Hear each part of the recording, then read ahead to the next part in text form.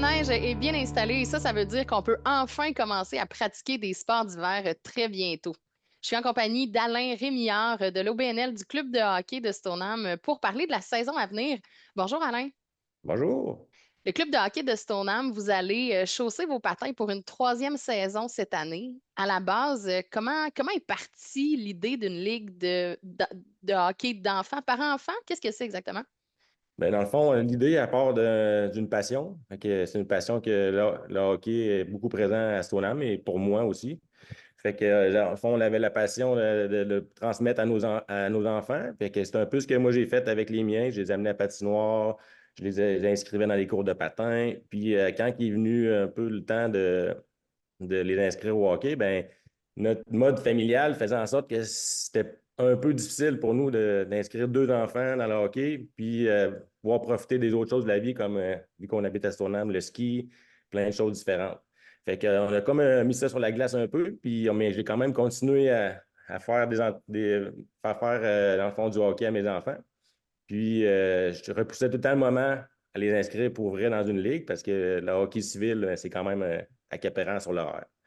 Fait que là, à un moment donné, on a eu la bonne nouvelle qu'il allait avoir une patinoire couverte, réfrigérée à Stoneham. Fait que là, tout de suite, ça m'a comme fait un déclic en disant, hey, faut tout de suite faire de quoi pour les enfants, puis qu'ils puissent en profiter, puis leur réserver une plage horaire spécifique pour eux autres, qui puissent jouer entre eux autres sans avoir trop de grands ou d'adultes à travers. Fait que dans le fond, moi, j'ai parlé tout de suite de ça avec la municipalité avant que la patinoire rouvre. Puis, il était tout de suite bien d'accord avec ça, mais bien motivé. Fait que dans le fond, on a commencé quand la première hiver, l'hiver, la patinoire a ouvert en février ou en 2023. Puis, cet hiver-là, dans le fond, on a réservé une plage horaire tout de suite après l'école, les mardis. Fait que c'était pas vraiment formel. On invitait tous les jeunes là, d'un certain âge. Là. Je me souviens plus exactement, là, mais il me semble que c'était première, deuxième, troisième année qu'on invitait à venir. Je pense que c'était des 5 à 9 ans qu'on acceptait. Puis ils venaient, puis on leur faisait faire des petits matchs entre eux autres. C'était pas un entraînement, c'était vraiment des petits matchs amicaux là, avec des dossards. Fait que là, on a vu, hein, il y avait un gros engouement. Puis là, les parents de ces enfants-là, ben, on est devenus comme des amis. On s'est mis à se connaître, à se parler. Puis à un moment donné, moi, j'ai parlé avec mon frère, puis j'ai dit, hey, tu sais, moi, je voulais pas vraiment inscrire mes enfants dans le hockey civil, mais je vois une opportunité là, de faire de quoi ici sur ce patinoire-là. Fait que là, mon frère du crime, pourquoi on partirait pas notre propre ligue? Fait que là, genre, ouais, on va aller voir la municipalité avec ça. Fait que c'est ce qu'on a fait. La municipalité a fait, let's go, proposez-nous quelque chose, puis on va vous aider là-dedans. Fait que c'est ça qu'on a fait. Fait que là on a décidé de fonder le club de hockey Stoneham, là, moi, mon frère, puis trois autres papas là, motivés qui voulaient faire de cool à Stoneham. Fait que c'est le même que est né, dans le fond, le club de hockey Stoneham. Et là, vous êtes deux équipes maintenant. C'est deux catégories d'âge, c'est bien ça? Oui, exactement. Fait que dans le fond, on a commencé en 2024. La première saison, on a fait deux équipes, un peu avec l'âge moyen des enfants qui étaient motivés à faire l'équipe. Fait qu'on avait une équipe mettons dans le terme du jargon de hockey, de M9, une équipe de M9 et une équipe de M11, autrement dit, novice puis atome. Puis au fil des années, ben, ces équipes-là évoluent. C'est un peu le même noyau. Il y en a qui se rajoutent, il y en a qui partent, mais c'est vraiment le même noyau qui continue. Fait que là, cette année, pour notre troisième saison, on a une équipe M11, puis une équipe M13. Autrement dit, une équipe Atom, puis une équipe Pee-Wee. Et là, des fois, vous jouez contre d'autres associations aussi. Ça permet de rencontrer d'autres équipes. Exactement. Dans le fond, nous, ce qu'on fait on a comme deux pratiques par semaine, les enfants après l'école, les mardis et les jeudis.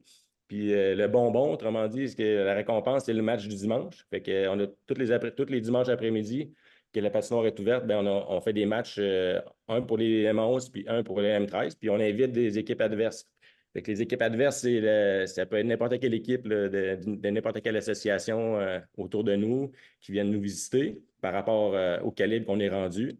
Ou ça peut être aussi des équipes privées, des équipes de d'autres clubs privés ou des équipes qui veulent se pratiquer pour des tournois plus de printemps. Fait que au début, c'était plus difficile à trouver du monde, mais là, avec le bouche à oreille, c'est rendu quand même populaire. Les gens aiment bien l'expérience. C'est comme nous, on vend ça comme une classique hivernale. Fait que les gens qui viennent, ils viennent vivre l'expérience d'une classique hivernale.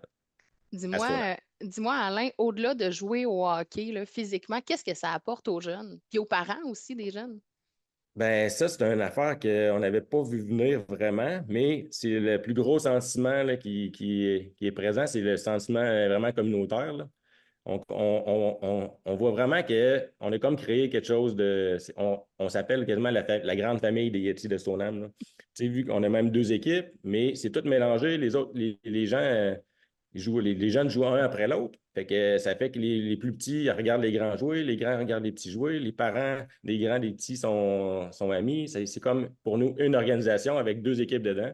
Puis ça a créé un gros sentiment d'appartenance aussi pour les jeunes. Ils sont fiers. Tu sais, comme là, j'ai une casquette que je porte. Sinon, on a fait faire des hoodies, des trucs. Fait que là, les jeunes, ils vont à l'école à côté de la patinoire. Fait que là, dans la cour, on voit des trucs, des Yetis. C'est quand même cool pour ça. Puis c'est ça. Fait que ça amène un sentiment de communautaire qui est vraiment beau à voir, là. Et là, vous êtes à la recherche de commanditaires financiers cette année, entre autres pour acheter des nouveaux gilets de hockey parce que veut pas, ça grandit, ces enfants-là. Exactement. Fait que dans le fond, il y a deux choses pourquoi on a voulu changer les chandails. Premièrement, c'est parce que là, ils ont fait 2 ans. Fait que là, au niveau de la taille, ils ne faisaient plus.